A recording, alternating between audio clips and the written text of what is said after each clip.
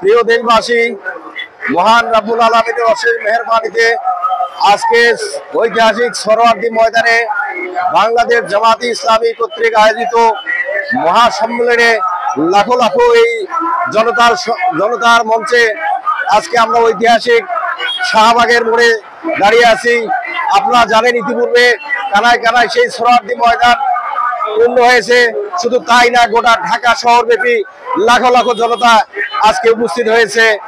আজকে আপনারা জানেন ঐতিহাসিকভাবে ইসলামকে যুগে যুগে ইসলামের বিরুদ্ধে ষড়যন্ত্র করে ইসলামকে পরাজিত করার চেষ্টা করেছিল, কিন্তু ইসলামের অগ্রযাত্রাকে কেউ ঠেকিয়ে রাখতে পারেনি।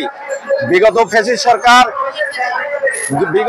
সরকার দীর্ঘ 16 বছর বাংলাদেশ জামাত ইসলাম থেকে শুরু করে সকল ছাত্র জনতা থেকে শুরু করে সকল শ্রেণীর লোকের উপরে অমানসিক জুলুম নির্যাতন চালিয়েছিল এবং সর্বশেষে গত 5 আগস্টে এই ঐতিহাসিক শাহবাগ থেকে শুরু করে সারা বাংলাদেশের জনতা একত্রিত হয়ে সেই স্বৈরাচারকে বিদায় করেছিল। এবং আলহামদুলিল্লাহ তার মধ্য দিয়ে আমরা এমন একটা সুন্দর পরিবেশ পেয়েছি, আজকে আমরা স্বাধীনভাবে ইসলামের কথা বলতে পারি। বাংলাদেশ জামাত ইসলামী আজকে স্বাধীনভাবে তাদের দাওয়াতি কাজ চালিয়ে যাচ্ছে ইনশাআল্লাহ। তার এই ফলস্বরূপ আজকে লাখো জনতা এই সমাবেশ।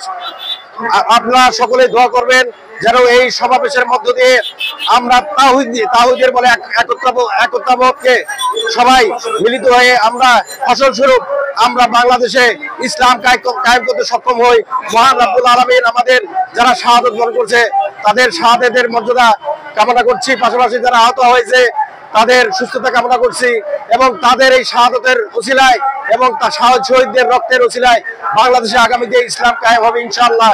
আগামীর বাংলাদেশ ইসলামের বাংলাদেশ ইনশাআল্লাহ।